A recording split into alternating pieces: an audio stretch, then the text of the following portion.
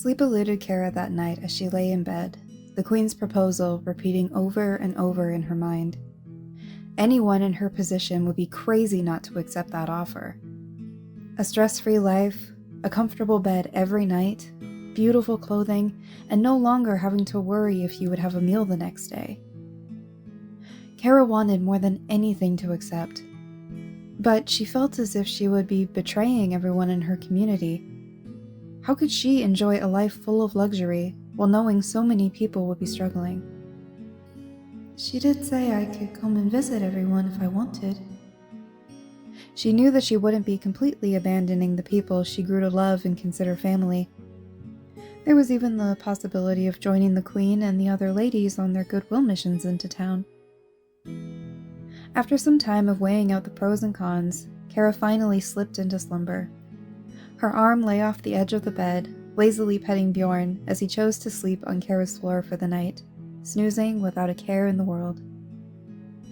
The last thought that crossed her mind was the chance of being introduced to Frigga's sons. Thor was always the more popular of the two, and Kara would be honored to meet him, but she was a little more interested in meeting Loki. The stories about him were always her favorite to read, even though he would get up to mischief from time to time. But Kara felt like there wasn't true malice in his actions. Kara wouldn't be surprised if there was a soft spot to the god of tricks and japes. She would love to see if her theory was true. That night, Kara's dreams were filled with soft candlelight, music, and a plethora of vibrant colors. She envisioned herself dancing with a handsome man while wearing the most elegant ball gown her mind could conceive. This wasn't the first time that she had a dream like this, but this one seemed so real, as if she could feel the man holding her close as they moved gracefully, a crowd gathering to watch them. If she had the power, she wouldn't want to wake up from this wonderful vision. As the days passed, Kara went on with her time as normal, meeting with the children in the morning for story time and lessons, catching up with friends in the afternoon, and joining the families in a communal dinner in the evening. It was finally at the end of the week, and she knew that Frigga's messenger would be coming to call at any time. She was nervous about what to do, as she had yet to have a definitive answer. Once she had reached the willow tree, she beamed at the group of smiling faces waiting for her. Kara tried to hide her stress as best she could, but the children could tell that something was weighing on her mind. She opened the book and was getting ready to read where she had left off, when one of the children interjected. "Is everything all right, Kara?" one of the girls asked. "Yeah, you seem kinda sad lately," added one of the boys. Kara sighed as she set the book down beside her on the bench. She looked over at the group, trying to engrave their little faces into her memory. "Children, do you remember when the Queen came to visit a few days ago?" Kara asked. They all nodded. "Well, when she spoke to me, she asked if I wanted to live with her in the palace and be her lady-in-waiting. It's kind of like being her friend and keeping her company. I'm just not sure if I should go," Kara explained. A few of the children seemed sad at the idea of her leaving, but they also suggested a few upsides to the debate. "That sounds like a lot of fun. You should do it," chimed a blonde boy, a few other children agreeing with him. "Will you still be able to come see us?" asked a brunette girl. The children then all started to talk amongst themselves and to Kara, giving genuine positive feedback. Kara was able to calm them down before they all got too rowdy. "Of course, I'll still visit and read to you all, and even bring new books with me. It just might not be every day like it has been. But I will still come when I'm able to. The Queen will even join me every now and then." Kara's small smile dropped slightly. I just didn't want you all to think I was abandoning you," she added softly. One by one, the children stood up and went to Kara until she was in the middle of a big group hug. They gave her reassuring words of understanding and love. Kara now had her answer, all the while trying to hold back tears. After the session for that day, Kara gifted the storybook to one of the eldest children in the group, who was excelling in her reading and who would be able to continue to teach some of the younger ones. Kara gave each of them one last hug before she went off to gather the only items of true value she owned. Carefully wrapped up in a cloth was a small music box and a couple of rose hairpins that her mother had gifted Kara for her birthday before she passed. The messenger came a little while later to escort Kara back to the palace, bringing with them a more presentable garment for her to change into, a simple light blue linen dress with white trim and floral accents. Friends congratulated her as she passed, wishing her wellness and prosperity.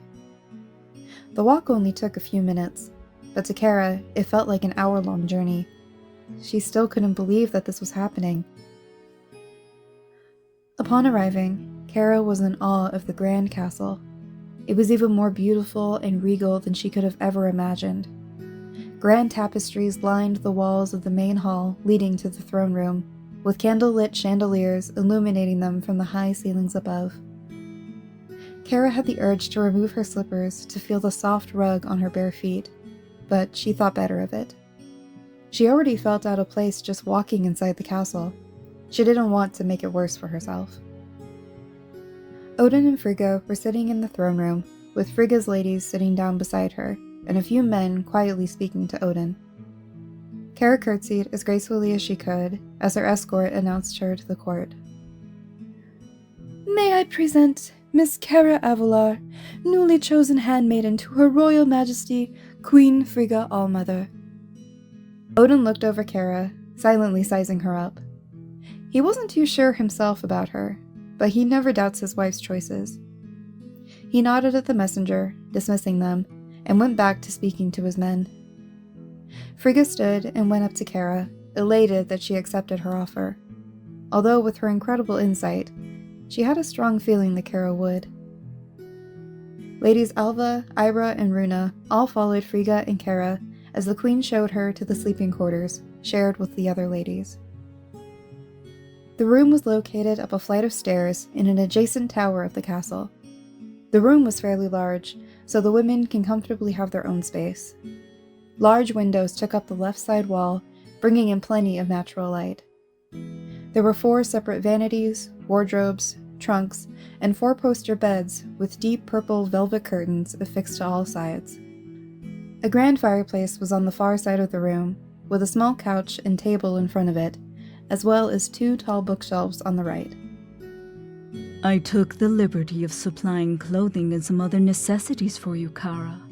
But if you need anything else, please don't hesitate to let one of my stewards know," Frigga said. Kara almost didn't hear her as she was too entranced by her new home. She felt like she wanted to fall to her knees and cry.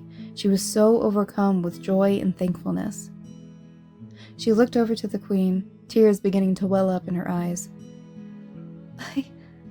I don't know what to say, Your Majesty. Thank you isn't nearly enough." Frigga just smiled and ushered her to the bed closest to the fireplace, letting her know that it was hers, and showing Kara her new belongings. Kara carefully placed her little cloth bundle on one of her pillows. "I would like to have you at my side for the day, Kara, so as to show you the grounds and become more acquainted with your duties. I must go to tend to a few things for now, but in the meantime, you and the girls can get to know each other, and you can freshen up a bit. The bathing room is just through that door there. One of our stewards can attend to you if need be," Frigga explained, pointing to the door on her left. With that, Frigga left the ladies and went to her errands.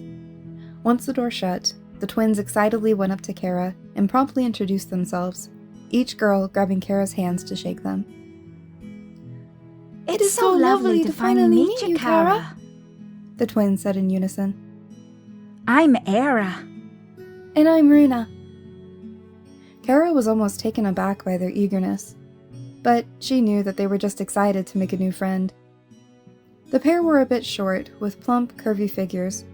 They both had copper-colored hair, with Eira having 2 braids and Runa's fashioned into a bun. They even wore the same style dress, but thankfully in different colors, so it would be easy to tell them apart. Alva didn't seem as enthusiastic as the twins, but she introduced herself as civil as possible. Just a flat utterance of her name and nothing more. She was a bit taller and more lean than Kara and the twins, with her long blonde hair laying gracefully over her shoulders. Her dress looked to be made of the finest materials, and just by looking at her, one could tell that Alva took serious care in her appearance and did whatever she could to make herself look as regal and beautiful as possible. Kara could feel the coldness radiating from Alva as she just passed by her and went to the small library without so much as giving Kara a second glance. Kara did her best to try to be polite. "It's nice to meet you too, Alva," Kara said, trying her best to make conversation. Alva just looked back at her, scoffed under her breath, and then went back to her book.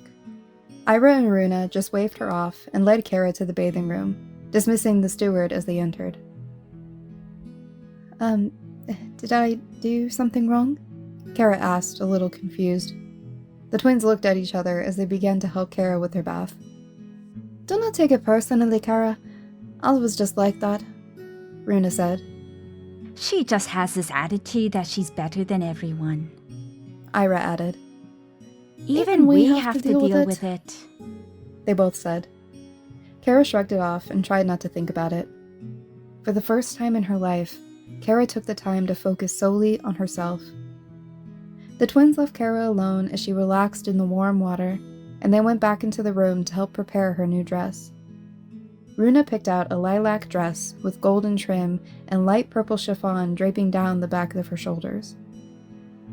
Once Kara was clean and dressed, Eira helped her with her hair, thoroughly brushing it out and braiding a few strands throughout, and even included Kara's hairpins at her request. When Kara looked in the mirror, she hardly recognized herself. This was even the first time in years that she had ever seen her reflection this clearly.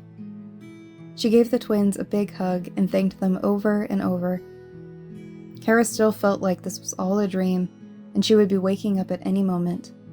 All of this would disappear, and she would be back in her rickety cot, with Bjorn at her side, licking her arm to rouse her out of bed. Kara had the silent urge to pinch herself multiple times, just to make sure. The twins walked with Kara downstairs to find Frigga, making sure Kara didn't get lost in the maze of hallways and corridors. Frigga was speaking with a few people in the throne room, letting them know of the dinner preparations for that night. As the trio approached, the queen beamed brightly as she looked over her new maiden. "You look absolutely lovely, my dear," she said proudly, as if Kara were her own daughter. Kara smiled and curtsied to the queen. Eira and Runa gave Kara one last hug and wished her good luck.